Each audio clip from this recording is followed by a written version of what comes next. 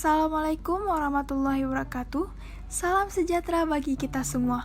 Perkenalkan, saya Nadia Safitri, mahasiswi Fakultas Ekonomi dan Bisnis Universitas Syahkuala, program studi Ekonomi Pembangunan. Bersama teman-teman kali ini, kami akan menjelaskan materi mata kuliah makroekonomi, yaitu ilmu makroekonomi dan data makroekonomi. Mewakili teman-teman kelompok saya ucapkan terima kasih banyak kepada Ibu dosen Curi Syafalitia yang telah membimbing saya dan teman-teman. Baiklah, berikut ini penjelasan tentang ilmu makroekonomi dan data makroekonomi yang akan saya jelaskan bersama rekan-rekan kelompok saya. Sini saya akan menjelaskan tentang ilmu makroekonomi. Makroekonomi, hal penting bagi kita mencoba memahami mengapa sebagian negara tumbuh lebih cepat atau lebih lambat dari yang lain, atau mengapa sebagian punya fluktuasi inflasi dan pengangguran yang lebih besar. Keadaan makroekonomi mempengaruhi setiap orang dalam banyak hal, memainkan peran penting dalam dunia politik, sementara juga mempengaruhi kebijakan publik dan kesejahteraan sosial pada tingkat nasional dan global. Beberapa variabel makroekonomi terpenting yang digunakan untuk mengukur performa ekonomi adalah GDP real, tingkat inflasi, dan tingkat pengangguran. Bagaimana seorang ahli ekonomi berpikir?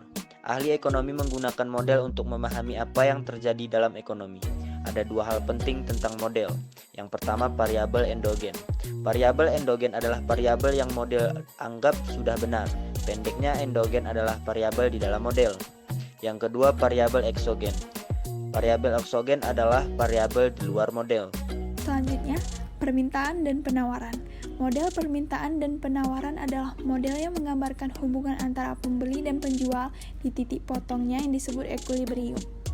Bisa dilihat di sebelah kanan terdapat kurva keseimbangan permintaan dan penawaran, yang dimana garis lengkung merah adalah garis demand atau garis permintaan. Kemudian pada garis lengkung biru itu adalah supply atau penawaran, yang dimana terdapat price adalah harga dan key quantity atau kuantitas. Antara titik P dan titik Q terdapat suatu keseimbangan atau equilibrium yang dimana menggambarkan hubungan keseimbangan antara pembeli dan penjual di titik potongnya. Selanjutnya, dasar-dasar clearing pasar. Clearing pasar atau market clearing adalah proses penyesuaian di mana keputusan antara pemasok dan pencari barang atau jasa mencapai equilibrium. Berikut cara kerjanya. Kita mulai dengan kurva permintaan dan penawaran CD. Ingat, kurva permintaan miring ke bawah berarti ketika Anda menaikkan harga. Dengan bergerak sepanjang kurva permintaan, kuantitas yang diminta akan menurun. Sebaliknya, kurva penawaran miring ke atas supply menandakan bahwa ketika harga naik, dengan bergerak sepanjang kurva penawaran, jumlah yang ditawarkan akan meningkat. Titik A adalah di mana keputusan-keputusan pasar mencapai equilibrium. Nah, sekarang, misalkan ada peningkatan tiba-tiba dalam permintaan akan CD. Permintaan akan bergeser dari D ke D aksen. Peningkatan permintaan membuat tekanan ke atas pada harga ke titik B, karena harga asal atau P star tak lagi berlaku di pasar. Perhatikan short edge atau kekurangan. Baiklah, saya akan menjelaskan tentang dasar-dasar permintaan dan penawaran. Yang pertama itu ada pergeseran kurva permintaan dari garis D ke garis D1 yang menunjukkan bahwa peningkatan permintaan dapat mempengaruhi tingkat harga suatu komoditas. Perusahaan akan cenderung meningkatkan harga suatu komoditas pada permintaan atas komoditas tersebut meningkat. Hal itu dilakukan untuk meningkatkan profit perusahaan. Yang kedua ada pergeseran kurva penawaran. Ke arah kiri tersebut menunjukkan peningkatan penawaran yang disebabkan kelangkaan barang yang tersedia di pasar dengan tingkat permintaan yang tetap. Kelangkaan persediaan barang di pasar tersebut mengakibatkan kenaikan harga komoditas tersebut. Lalu ada harga fleksibel vs kaku. Asumsi yang berperan penting dalam pembahasan makroekonomi dalam asumsi yang terkait dengan kecepatan penyesuaian upah dan harga. Diasumsikan pasar bergerak ke arah keseimbangan permintaan dan penawaran yang lebih populer, disebut sebagai asumsi clearing pasar atau market clearing. Walaupun model clearing pasar mengasumsikan seluruh upah dan harga fleksibel, Namun, realitanya yang terjadi pada umumnya, upah dan harga bersifat kaku atau sulit untuk berubah atau sticky.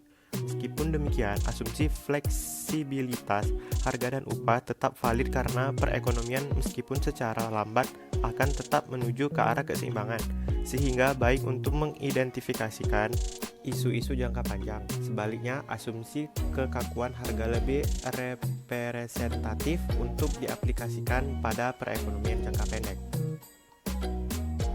Selanjutnya tentang menggunakan mikroekonomi dalam makroekonomi. Mikroekonomi adalah studi bagaimana rumah tangga dan perusahaan membuat keputusan dan bagaimana pembuat keputusan ini berinteraksi dalam pasar. Dalam mikroekonomi, individu memilih memaksimalkan tingkat kepuasan atau utility dengan batasan anggaran. Makroekonomi, yaitu peristiwa-peristiwa makroekonomi, muncul dari interaksi banyak individu yang mencoba memaksimalkan kemakmurannya. Karena variabel agregat adalah jumlah variabel-variabel yang didasarkan pada landasan mikroekonomi. GDP, CPI, dan pengangguran. Yang pertama, GDP atau Produk Domestik Bruto merupakan nilai mata uang seluruh barang dan jasa yang diproduksi dalam satu negara pada periode waktu tertentu. Yang kedua, CPI atau Indeks Harga Konsumen yang berguna untuk mengukur tingkat harga. Yang ketiga, tingkat pengangguran menyatakan jumlah pekerja yang tidak memiliki pekerjaan. Pendapatan, pengeluaran, dan aliran sirkuler. Ada dua cara untuk menghitung GDP. Pendapatan total semua orang dalam negara dan pengeluaran total output barang dan jasa dalam negara. Berikut ini merupakan gambaran siklus ataupun aliran sirkuler. Nah, untuk ekonomi secara keseluruhan, pendapatan harus sama dengan pengeluaran. GDP untuk mengukur aliran rupiah dalam ekonomi. Kaidah menghitung GDP. Pertama, untuk menghitung nilai total barang dan jasa yang berbeda, pos pendapatan nasional atau National Income Accounts menggunakan harga pasar, yang dimana rumusnya GDP sama dengan harga barang A dikali jumlah barang A, kemudian ditambah harga barang B dikali jumlah barang B. Kedua, barang bekas tidak dimasukkan ke dalam perhitungan GDP. Yang ketiga, perlakuan terhadap persediaan bergantung apakah barang disimpan atau dibiarkan.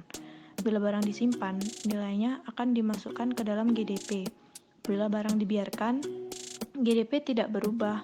Bila akhirnya terjual, barang tersebut dianggap barang bekas atau tidak dihitung. Yang keempat, barang setengah jadi tidak dihitung ke dalam GDP. Hanya barang jadi yang dihitung. Alasannya, karena nilai barang setengah jadi telah dimasukkan ke dalam harga pasar. Nilai tambah sebuah perusahaan sama dengan nilai output perusahaan itu dikurangi nilai barang setengah jadi yang dibeli perusahaan. Kelima, sebagian barang tidak dijual di pasar dan karena itu tidak memiliki harga pasar. Kita harus menggunakan nilai terkait sebagai perkiraan nilainya. Misalnya, jasa, perumahan, dan layanan pemerintah. Baik, selanjutnya GDP real. GDP real atau Y sama dengan Y tambah P adalah nilai barang dan jasa yang diukur menggunakan harga konstan. Perbedaan antara nilai real dan nominal ini dapat juga diterapkan pada nilai moneter lain seperti gaji. Nah, gaji nominal atau uang dinotasikan oleh W dan dibagi jadi nilai real dalam kurung W dan variabel harga dalam kurung P, sehingga W sama dengan gaji nominal sama dengan P kali W. W sama dengan gaji real sama dengan W atau P. Konversi dari satuan nominal ke real ini memungkinkan kita untuk menghilangkan masa yang muncul ketika mengukur nilai rupiah yang berubah sepanjang waktu sebagaimana tingkat harga berubah. Selanjutnya, GDP nominal. Nilai barang jadi dan jasa yang diukur dengan harga berlaku disebut GDP nominal. Ini bisa berubah setiap saat, baik karena ada perubahan dalam jumlah atau dalam nilai real barang dan jasa, atau ada perubahan dalam harga barang dan jasa tersebut, sehingga GDP nominal Y sama dengan P kali X kali Y, di mana P adalah tingkat harga dan Y adalah output real. Di sini output dan GDP serupa. Selanjutnya adalah deflator GDP atau deflator harga inflasi untuk GDP. Deflator GDP sama dengan GDP nominal atau per GDP real. GDP nominal mengukur nilai uang yang berlaku dari output perekonomian. GDP real mengukur output dan nilai pada harga konstan. Deflator GDP disebut juga deflator harga implisit. Untuk GDP mengukur harga output relatif terhadap barang harganya dan tahun dasar. Ini mencerminkan apa yang sedang terjadi pada seluruh tingkat harga dalam perekonomian. Komponen-komponen pengeluaran yaitu jumlah permintaan untuk output domestik GDP terdiri dari konsumsi rumah tangga ditambah investasi oleh sektor usaha dan rumah tangga ditambah pembelian pemerintah ditambah ekspor neto atau permintaan luar negeri neto. Ini disebut identitas pos pendapatan nasional atau National Income Account Identity. Selanjutnya ukuran-ukuran pendapatan lain. Untuk melihat bagaimana ukuran-ukuran pendapatan alternatif itu saling terkait, kita mulai dengan GDP dan menambah atau mengurangi berbagai kuantitas. Untuk mendapatkan produk nasional bruto, kita menambah penerimaan dari pendapatan faktor produksi yaitu upah, laba, dan sewa dari seluruh dunia dan mengurangi pembayaran dan pendapatan faktor ke seluruh dunia. Untuk mencari GNP yaitu GDP ditambah pembayaran faktor dari mancanegara dikurang pembayaran faktor ke mancanegara. Bila GDP mengukur pendapatan total yang diproduksi secara domestik, GNP mengukur pendapatan total yang diperoleh oleh negara atau penduduk suatu negara. Untuk mendapatkan produk nasional neto, kita kurangi depresiasi modal, dikurang jumlah persediaan pabrik, peralatan, dan struktur residensial yang habis dipakai selama setahun. Untuk mencari NNP yaitu GNP dikurang depresiasi. Menghitung CPI, indeks harga konsumen mengubah harga berbagai barang dan jasa menjadi sebuah indeks tunggal. Biro Statistik Tenaga Kerja mengukur semuanya dengan menghitung harga sekeranjang barang dan jasa yang dibeli oleh konsumen tipikal. CPI yang merupakan harga sekeranjang barang ini relatif terhadap harga keranjang yang sama pada tahun dasar. Selanjutnya perbedaan CPI dan deflator GDP. Deflator GDP mengukur harga semua barang diproduksi, sementara CPI mengukur harga hanya barang dan jasa yang dibeli konsumen, sehingga peningkatan harga barang yang dibeli hanya oleh perusahaan-perusahaan dan pemerintah akan muncul dalam deflator GDP, bukan dalam CPI. Deflator GDP hanya mencakup barang dan jasa yang diproduksi secara domestik. Barang-barang impor bukan bagian dari GDP, karenanya tidak muncul dalam deflator GDP. CPI menerapkan timbangan tetap pada harga barang yang berbeda-beda, sementara deflator GDP menerapkan timbangan yang berubah. Selanjutnya, mengukur pengangguran. Angkatan kerja didefinisikan sebagai jumlah orang yang bekerja dan orang yang menganggur. Dan tingkat pengangguran didefinisikan sebagai persentase dari angkatan kerja yang tidak bekerja. Tingkat partisipasi angkatan kerja adalah persentase dari populasi orang dewasa yang ada di dalam angkatan kerja. Tingkat partisipasi angkatan kerja adalah proporsi angkatan kerja terhadap populasi usia kerja. Berikut ini adalah rumus dari tingkat partisipasi angkatan kerja dan tingkat pengangguran. Pertama, tingkat partisipasi angkatan kerja sama dengan angkatan kerja bagi populasi usia kerja. Selanjutnya, tingkat pengangguran. Jumlah yang tidak bekerja bagi angkatan kerja kali 100.